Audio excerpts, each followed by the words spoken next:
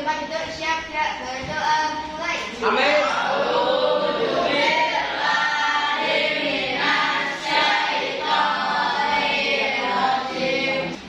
Anak-anak, bagaimana kalian kabarnya hari ini? Dah baik. Adakah yang sakit? Ada. Sakit hati atau sakit apa? Patah hati. Oke. Sekali lagi kita mulai pelajaran. Saya absen dulu ya, Ibu absen dulu ya. Oke. Adeba sama Kairen. Farhan Hafiz Kusuma. Sinta Ilman Nafiahan. Berarti yang nggak berangkat buat anak ya? Sudah siapkah kalian untuk memulai pembelajaran hari ini? Insya Allah. Ready? Anak-anak, hari ini kita akan belajar mengenai keragaman agama. Di mana tujuan pembelajaran hari ini? Yang pertama, menganalisis sebuah studi kasus konflik antar umat beragama yang disederhanakan untuk diidentifikasikan akan masalahnya dan dampaknya. Yang kedua adalah menyusun solusi kreatif dan aplikatif yang mencerminkan nilai-nilai Pancasila, khususnya sila pertama dan ketiga, untuk mencegah dan menyelesaikan konflik serupa. Dan yang ketiga adalah merefleksikan peran diri sendiri dalam menjaga kerukunan umat beragama di lingkungan sekolah, masyarakat maupun lingkungan keluarga. Jadi, di keragaman beragama ini kita harus menghormati antara agama satu dan agama yang lain. Kalian tahu ada berapa agama di Indonesia ini? Yang pertama, yang kedua, tiga, terus, oke. Jadi kalian terhadap 6 agama yang ada di Indonesia itu harus saling toleransi. Seumpama ada teman kalian yang beragama Katolik mau beribadah, kalian harus apa? Mempersilahkan. Jadi kalian tidak boleh melarangnya untuk mereka menjalankan ibadahnya masing-masing. Oke anak-anak, selanjutnya di sini aku akan menayangkan sebuah video toleransi antar umat beragama yang dimana di situ ada berbagai jenis agama yang menghadiri konferensi Nahdlatul Ulama yang ada di Jakarta. Silakan kalian bisa simak videonya.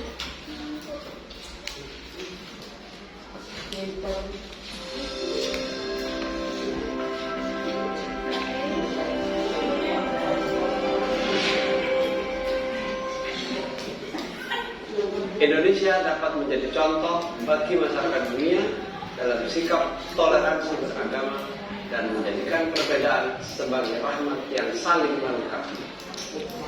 Dalam konferensi International Summit of the Moderate Islamic Leaders, Dalam video dijelaskan bahwa adanya kedamaian antar berbagai umat dalam pertemuan konferensi tersebut.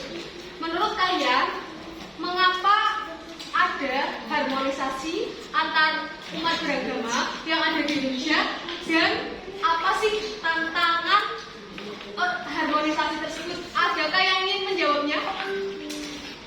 Ya, keragaman yang ada di Indonesia ini berjalan harmonis karena masyarakat Indonesia selalu menerapkan toleransi.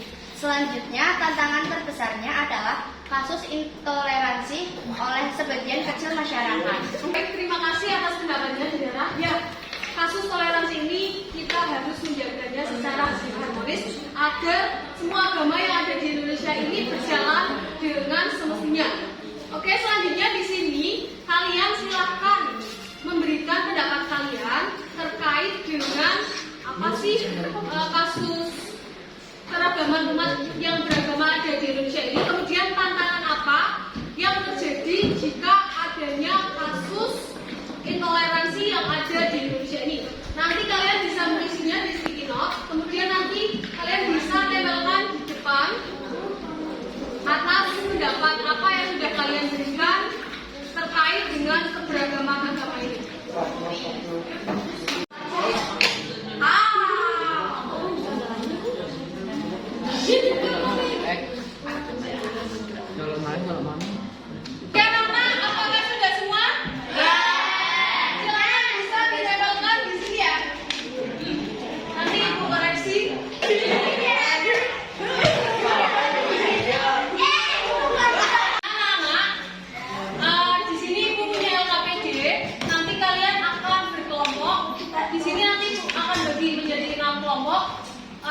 Sudah Ibu jelaskan permasalahannya di sini. Nanti kalian bisa mendeteksi apa akar permasalahannya, kemudian dampaknya apa, solusi yang kalian berikan terhadap masalah tersebut apa, agar kasus keberagaman yang ada di Indonesia ini bisa kita tangani secara bersama-sama. Silakan bisa dimulai dari pojok, berhitung 1 sampai 6. 1, 2, 3. Oke, anak-anak, ini pembagian LPP di kelompok. Nanti kalian silakan bisa dianalisis akar permasalahannya apa, dampaknya apa, dan solusi yang kalian berikan apa saja.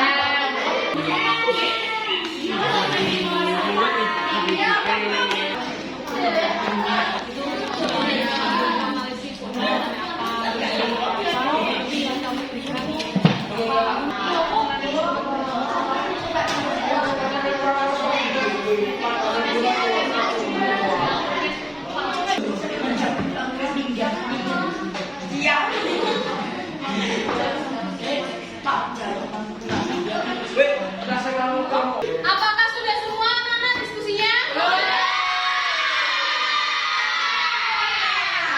Oke, selanjutnya kelompok 3 bisa maju terlebih dahulu ke depan untuk mempresentasikan hasil diskusi yang sudah didiskusikan. Kami dari kelompok 3 ingin mempresentasikan hasil diskusi kami. Itu hasil diskusi dari kelompok 3. Akar permasalahan intoleransi umat beragama. Fanatisme berlebihan. 2.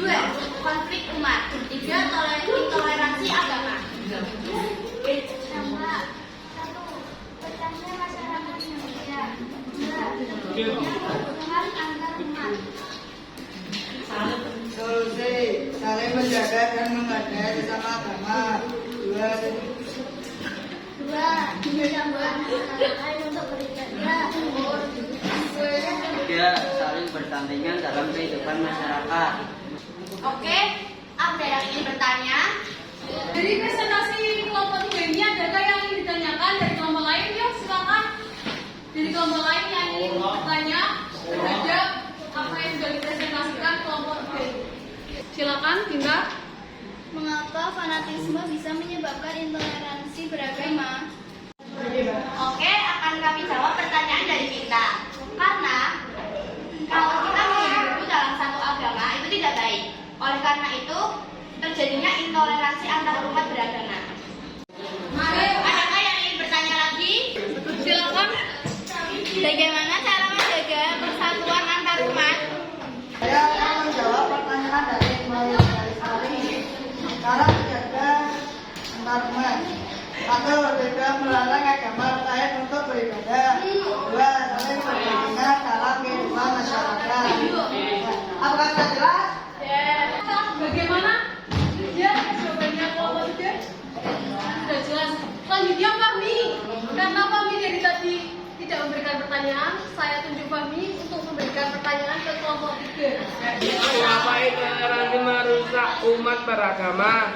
Oke, akan kami jawab pertanyaan dari Fahmi.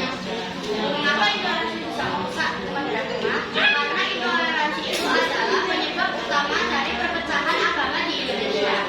Selanjutnya, solusinya yaitu saling menjaga dan menghargai sesama agama. 3. Melarang agama lain untuk beribadah. 3. Berdampingan dalam kehidupan bermasyarakat. Sekian presentasi dari kelompok 3. Mohon maaf jika ada tutur kata yang kurang baik. Wassalamualaikum warahmatullahi wabarakatuh. Oke, anak-anak, terima kasih atas kelompok 3 yang sudah mempresentasikan hasil diskusinya. Untuk hasil diskusi kelompok 3 sangat luar biasa.